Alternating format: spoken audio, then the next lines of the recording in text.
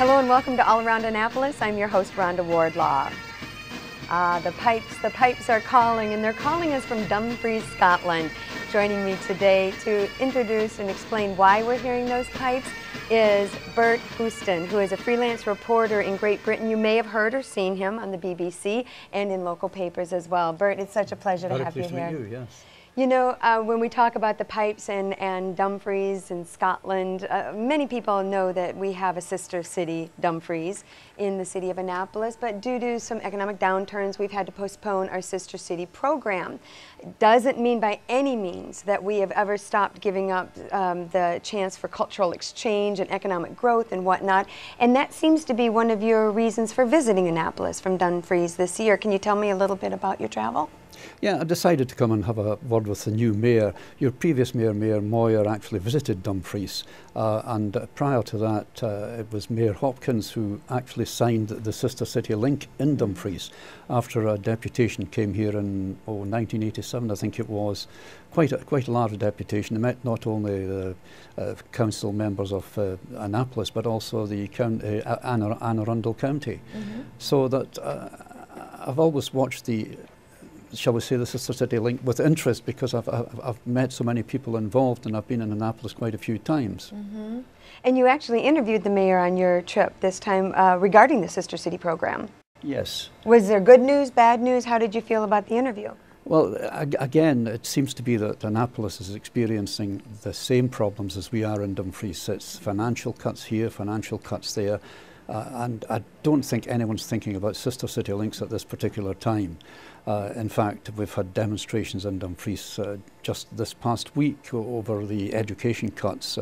The university campus, the lecturers have gone on strike because they're doing away with some of the lecturers. And even the students have been out demonstrating against the cuts. But again, it's cuts that have been made necessary because of the financial situation nationally. So, but it filters down as probably the same here.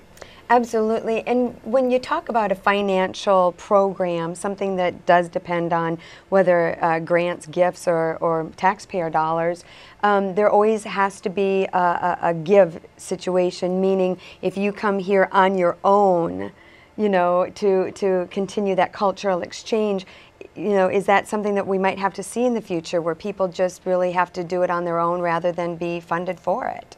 Well, one of the problems, of course, again at present, is the cost of fuel, which is hitting the airlines, and the airfares have gone up considerably over the past year. It used to be you might manage to get a reasonable priced airfare, but I think at the present moment the airlines are feeling it. Not only that, I don't know about in America here, but in Britain they have a tax, and you might have an airfare of about £500 and the tax is about £270. So the airlines have little option but to put up the fares, and this provides a difficulty.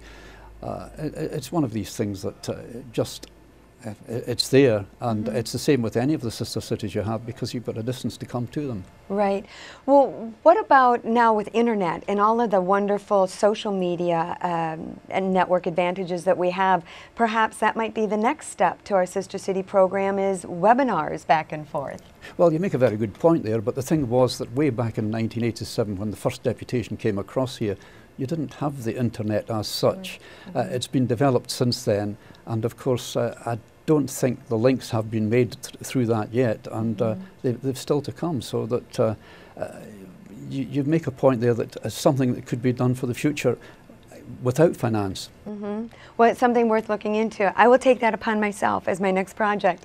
Let's talk a little bit about Dumfries, because it's such a charming area, but growing rapidly, you said. Where it was Dumfries, it's now Dumfries Galloway, is that correct? It's Dumfries and Galloway. It's the area, instead of being just simply Dumfries, it was way back in the 70s, I think it was, that Dumfries Town Council was overtaken by Dumfries and Galloway Council, which takes an area stretching from Langham to Stranraer, which about 120 miles one way and about 30 miles north to south. So it's quite an area, and that in itself, the council there is divided into 4 different areas, with Dumfries in the Nithsdale area taking in not just the town but a little bit of the surrounding area, and you still have about 20 councillors for the Dumfries area. It's very large for quite the number. large, yeah. For the number. The population itself, Dumfries itself, a population of just up to 40,000. But for the whole area, which you consider stretches of 120 miles from one end to the other, the population is only about 150,000. Not quite like Annapolis and the surrounding area here. Absolutely. And speaking of Anne Arundel County, you also have had some dealings with our partners in Anne Arundel County. Yes, in the first instance when the deputation came across in 1987, it was really the Nithsdale District Council, which was the Dumfries Area Council, and one or two business people accompanied the trip, plus the Earl of Dalkeith at the time, who's now the Duke of Buccleuch, and his wife, and they met with the Anne Arundel Council as well. There were breakfast, lunch and discussions with education authorities and such like. Unfortunately, once they went back to Scotland, there were elections and of course you know what happens with that, and the thing dies a death. You need someone there, you need a little dynamo to keep it going all the time, and of course that faded out with the council being the councillors not being re-elected, other councillors dying and such like. So the sister city link, for a while I believe there were one or two groups. In fact, one time I was here, I met, just bumped into a woman who was dressed in a costume, and we were talking, and she said, "Oh yes, I've been to Moffat, which is just outside Dumfries."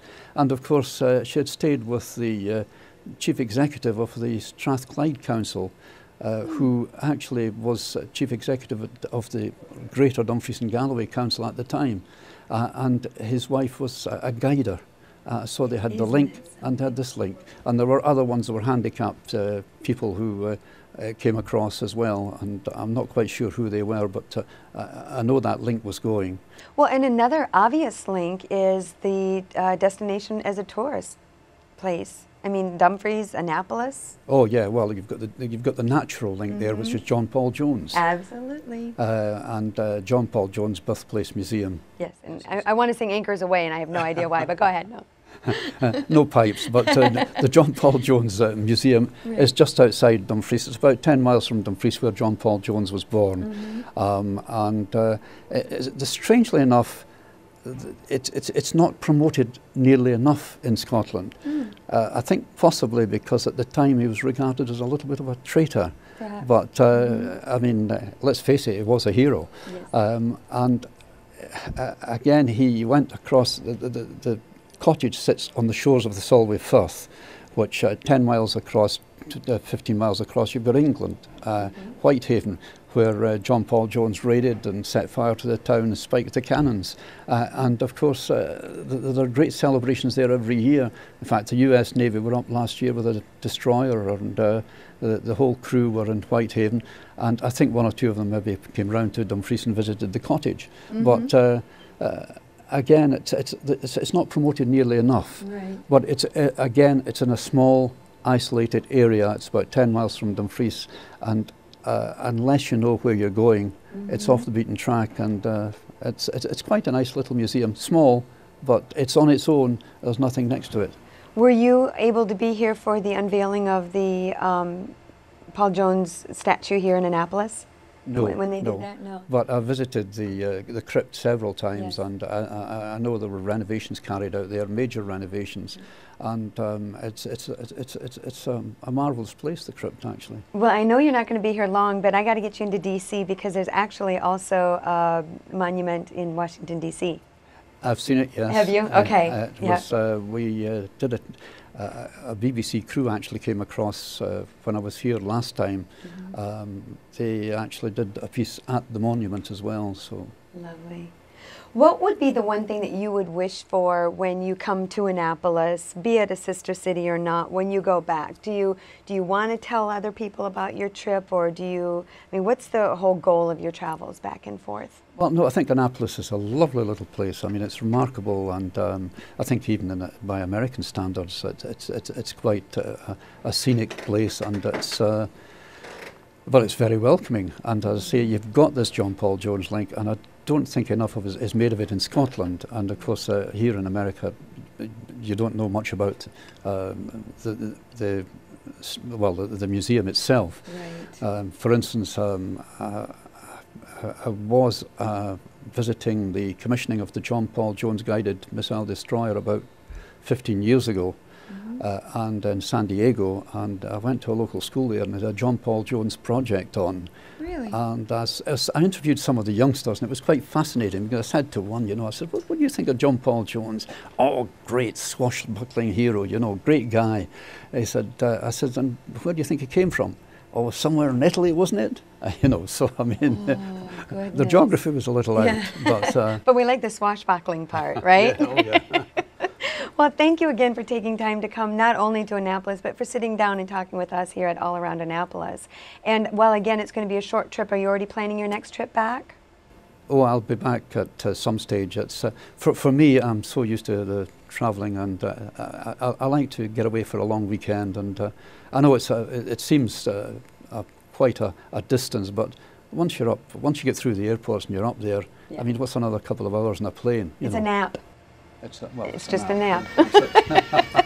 Thank you again so much, Bert. It was such a pleasure. Yeah. And thank you all for watching All Around Annapolis. Next time we talk, Bert and I will have some kind of an internet exchange, perhaps, that we can, work on to link other people into seeing Dumfries. What do you think about that? I think that'd be great. Yeah? I think we got a lot of work before us. Yeah. All right. Have a wonderful week.